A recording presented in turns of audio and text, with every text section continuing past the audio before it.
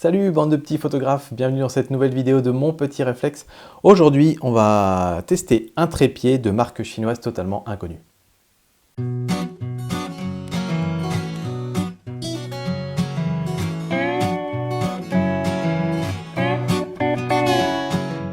Alors c'est parti. Donc cette marque c'est Zomei. Ils m'ont contacté pour m'envoyer un trépied à tester. Ça tombe bien, ça faisait un moment que je cherchais un remplaçant pour mon trépied que je trouve un petit peu trop lourd, mon trépied Manfrotto sur lequel il y a l'appareil photo là-bas qui doit faire 1,7 kg, quelque chose comme ça. C'est pas très lourd pour un trépied, mais pour aller en rando, pour moi c'est trop lourd. Donc quand je partais plusieurs jours, je l'emmenais jamais. Et donc voilà, je cherchais désespérément un trépied plus léger. Ils m'ont donc envoyé une version en fibre de carbone. Voilà. Donc je vous mettrai tous les détails dans la description sur le nom du modèle, etc. Et donc voilà, on a une petite pochette sympa, un petit peu molletonnée à l'intérieur.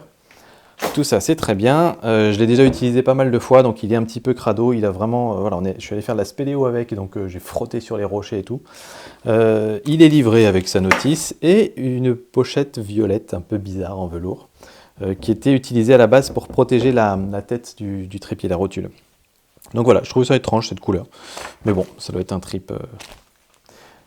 Bref. Et donc ça vient avec le petit plateau rapide aussi. Le petit plateau, ça fonctionne comme les Manfrotto, il n'y a pas de souci. Hop. Donc on vient le visser en dessous de l'appareil photo.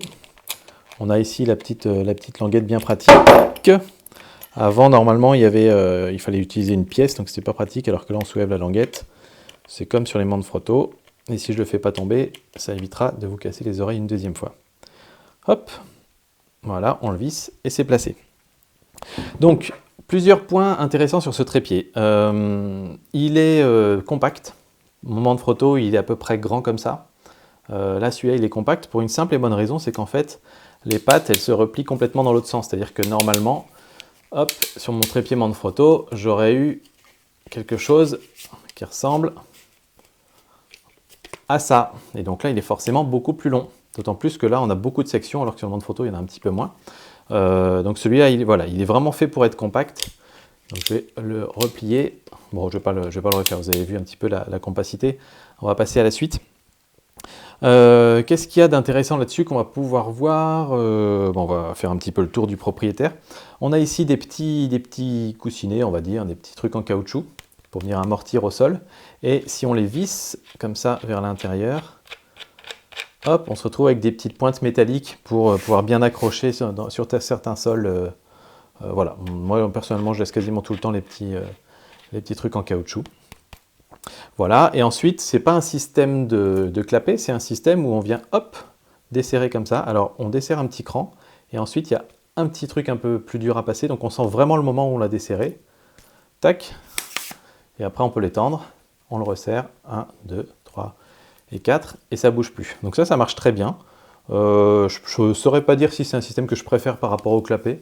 Personnellement, je trouve que c'est la même, ça dure aussi longtemps de faire l'un ou l'autre. Donc je trouve ça aussi pratique l'un que l'autre. En termes de poids, c'est là que c'est assez intéressant.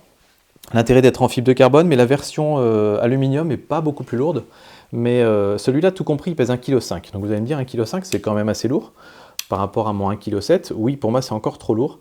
Mais il y a quelques trucs que je trouve assez intéressants. Déjà, premièrement, la tête est très lourde. Elle pèse près de 400 grammes, la tête. Donc peut-être que je trouverai une tête qui pèse un petit peu moins lourd. Celle-là, elle est vraiment faite pour porter beaucoup de poids. Elle est faite, je crois, pour porter jusqu'à 7 ou 8 kg. Je n'ai jamais 7 ou 8 kg sur mon trépied, moi, quand je pars en rando. Donc je vais peut-être acheter une tête un petit peu plus légère. On peut dévisser cette tête-là et puis en mettre une autre. Donc voilà, je ferai peut-être ça à l'occasion. C'est une tête rotule balle. Donc c'est-à-dire qu'on dessert, attendez. Ça ici, si je le desserre là, ça me permet de tourner un petit peu comme ça. Donc ça c'est pratique. C'est pas vraiment pour faire des panoramiques parce que c'est vraiment un petit peu dur à tourner, quoique ça pourrait peut-être faire des panoramiques souples. Mais c'est plutôt quand j'ai installé mon trépied, mon appareil photo, etc. et que j'ai mon appareil photo à la verticale par exemple, plutôt que de rebouger la rotule boule, je peux très bien juste tourner un petit peu pour changer et faire mon réglage de cette manière-là. Et je trouve ça vachement pratique plutôt que de devoir défaire ça ici et devoir tout retourner dans tous les sens. Parce que l'avantage de la rotule boule, c'est que c'est très facile à régler. Hop, on peut se mettre dans le sens qu'on veut, on tourne et c'est serré. Par contre, le désavantage, c'est que si je suis dans cette position-là et que je veux monter un tout petit peu, et ben, je desserre et puis je remonte, mais je tourne un peu dans l'autre sens. Enfin voilà, ça c'est un peu moins pratique. Donc au moins là sur cet axe horizontal, j'ai cette option-là de pouvoir tourner dans ce sens-là. Et je peux toujours le serrer une fois que je suis content, et là ça ne bouge plus. Donc voilà. Ensuite, donc on va arriver au pied, je vais l'ouvrir comme ça vous verrez un petit peu. Donc on va l'ouvrir complètement. Tac, je vais le resserrer. 1, 2, 3, 4, hop. Tac. Vraiment un petit clip, donc on ne peut pas trop se tromper. On sait quand on l'a déclenché. Hop. Bon, bah écoutez, il a plutôt bien vécu depuis une dizaine de jours où je suis rentré là. Et il n'y a pas trop pris de flotte, il ne s'est pas grippé ni rien, donc ça c'est très bien. Je vais le remonter un petit peu ici, parce que là vous ne devez plus rien voir. Donc j'ai la petite colonne qui peut monter ici. Et là j'ai une deuxième portion de la colonne qui permet de le monter jusque là. Donc vous voyez, en termes de hauteur, on est vraiment pas mal. Moi je dois mesurer 1,78 m. Donc on doit être à 1m60, 1m50, 1m60, quelque chose comme ça. Donc ça c'est très bien. Donc par exemple, voilà, je vais mettre mon petit plateau là-dessus, je peux desserrer ici, hop, je vais mettre mon plateau, je resserre, et ça ne bouge plus. Voilà, l'appareil est bien dessus. Je peux desserrer ici si je veux venir le tourner vers vous, voilà. Et si je veux régler mon trépied, je desserre là, la bille, et je peux me mettre comme ça. Je peux mettre, ici il y a un petit cran exprès pour se mettre en portrait. Et là c'est pratique parce que justement je peux desserrer comme ça, et je peux régler la hauteur directement dans le petit cran, et ça c'est pas mal. Donc voilà, et vous voyez, on serre un petit cran ici, hop, je serre un petit coup et ça ne bouge plus. On est vraiment, voilà, c'est vraiment un système très rapide et très pratique. Il y a la petite poignée ici pour le porter si on veut. Donc là, je suis dans la position la moins stable possible. Vous avez dû voir que ça bouge un petit peu. Ça bouge à peu près autant que le Manfrotto que j'ai aujourd'hui. Très honnêtement, sur tous les trépieds de moins de 3 ou 4 kg, vous aurez un petit peu de mouvement comme ça de toute façon. Moi, ça ne m'a jamais gêné pour les photos, personnellement, même avec du vent en général. Même comme ça, du moment que je ne le touche pas, le vent, il va rarement faire bouger le trépied. Enfin, en tout cas, moi, ça ne m'est pas arrivé. Même avec de l'eau, j'ai pris des photos dans le ruisseau, avec ça ne bougeait pas, les photos sont nettes. Donc pour moi, ce n'est pas un souci. Pour d'autres, ça peut être un souci s'ils sont très très pointilleux, mais perso, j'ai jamais trouvé de problème à ce système-là. Là, je vais le laisser à la verticale pour que vous puissiez voir, mais sinon, habituellement, j'aurais tendance à plutôt le baisser un peu plus, quoique là, vous voyez encore, vous êtes à la hauteur. Ouais, c'est bon, on va faire comme ça. Donc voilà, pour la tête, on a fait à peu près le tour. Hop, on va mettre ça un petit peu droit. Autre avantage aussi, c'est qu'on a un petit niveau à bulle. Où est-ce qu'il est mon niveau à bulle? Ah bah, il est là devant. Donc ça peut être pratique, c'est que ça permet, si j'enlève par exemple mon appareil photo, hop, ça permet de voir si on est bien à niveau. Donc là par exemple, si je me mets comme ça, je vois que ma bulle, elle n'est pas du tout au centre. Donc je peux très bien commencer par mettre mon trépied à niveau. Je vais remettre mon appareil photo, et là je sais qu'il est parfaitement à niveau. Donc voilà, ça c'est une petite astuce, ça marche bien. Ensuite, bah écoutez, on a fait à peu près le tour de ces fonctions-là. Moi, ce que j'aime bien dans ce trépied, c'est qu'il est vraiment, il fait à peu près tout ce qu'on veut, il est assez léger, et on peut aussi le démonter en petits bouts. Ça me plaît. Je cherchais depuis très longtemps un trépied où je pouvais enlever des bouts, des sections des pattes, parce que moi quand je pars en rando, en général, je fais des photos quasiment tout le temps au ras du sol. Et donc là, ce qui est chouette, c'est que si je le dévisse complètement, ici, alors c'est pas recommandé, hein, je pense pas qu'il faille le faire normalement, mais je peux complètement enlever ce bout-là, et je peux le faire sur les 3 pieds, et ça me fait économiser 500 grammes en tout. Donc ça veut dire qu'au lieu d'avoir 1,5 kg, j'ai plus que 1 kg comme trépied. Si je prends une tête qui fait 200 grammes au lieu de 400 grammes, je vais me retrouver qu'un trépied à 800 grammes. Et donc là, j'économise énormément. Alors là, vous allez me dire, il y a la vis, il faut que j'essaie de trouver un truc qui puisse se visser là-dessus. Je pense que c'est un pas de vis assez commun. J'essaie de trouver des petits pieds en caoutchouc qui peuvent se mettre dessus. Bon là c'est un petit peu gras, mais je pense pouvoir carrément l'emmener comme ça en rando, donc ça me plaît bien. Je vais le remettre ici, il faut juste que je fasse attention, il y a des petits ergots. Hop là, tac, et je vais venir le revisser en place. J'ai déjà démonté plein de fois, ne vous inquiétez pas. Et alors, un truc que j'aime pas trop sur celui-là, tiens quand même, c'est que ici on a des petits crans qui viennent bloquer un petit peu le trépied. Donc là, hop, il est bloqué, ça bouge plus.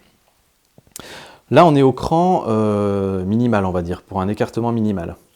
Je trouve cet écartement un petit peu trop serré.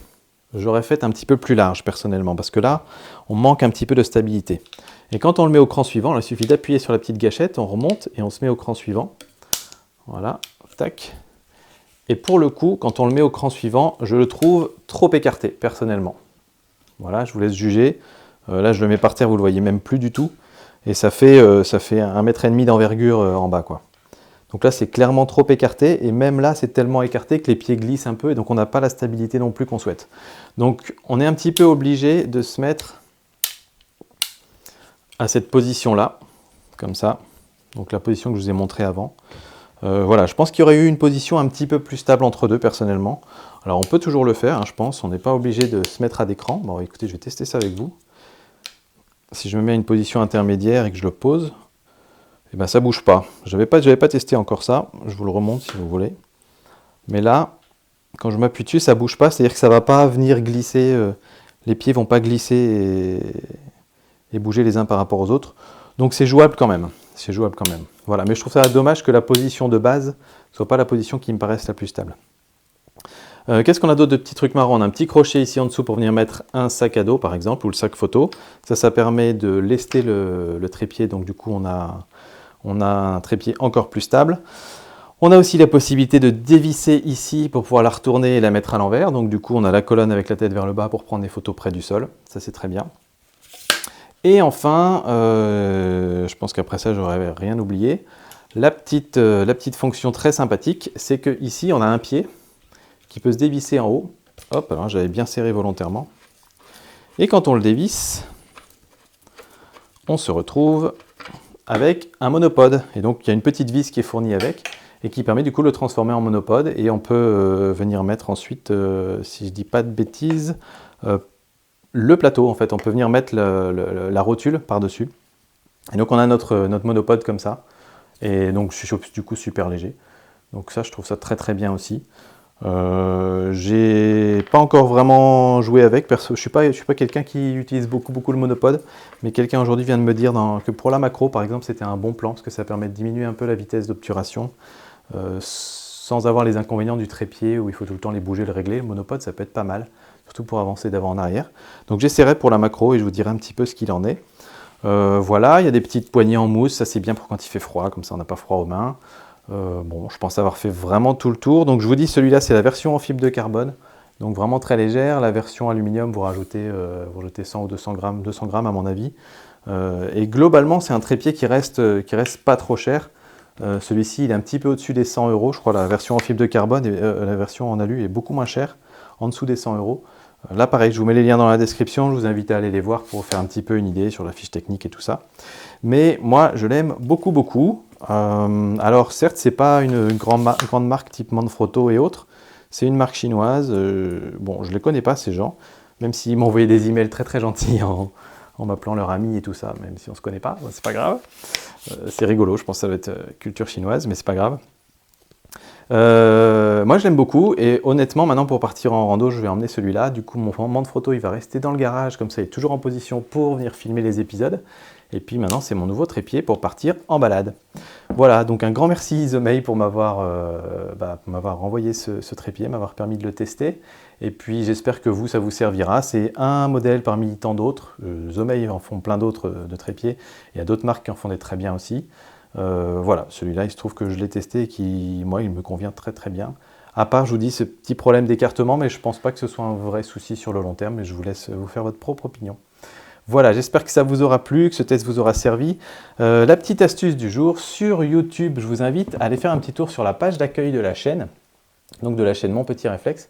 Et sur la page d'accueil, j'ai mis, si vous descendez, plein de playlists. Les playlists sur YouTube, en fait, c'est une façon de ranger le contenu. Donc moi, j'ai fait une playlist, par exemple, sur les tests de matériel, comme vous retrouvez des tests comme celui-là, comme l'objectif Tamron 90 mm, les objectifs 50 mm, par exemple. J'ai fait une playlist sur les revues de photos, j'ai fait une playlist sur les sorties photos, donc les quarts d'heure photos. Une playlist sur les MPR News, enfin voilà, donc vous pouvez retrouver un petit peu tous ces contenus comme ça sur la chaîne YouTube. Et l'avantage de la playlist, c'est que vous commencez à la lire et puis ensuite, vous pouvez passer d'une vidéo à l'autre en zappant quasiment. Donc c'est vachement plus confortable à regarder et vous avez que le contenu que vous cherchiez.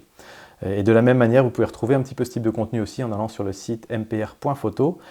Sur le site mpr.photo, il y aura un article qui accompagne ce test de matos. Comme ça, vous aurez un peu plus de photos, vous aurez un petit peu plus d'infos, et puis voilà, toutes les infos qu'il vous faut sur ce beau trépied. Moi je vous dis à très bientôt pour d'autres vidéos. Ciao tout le monde.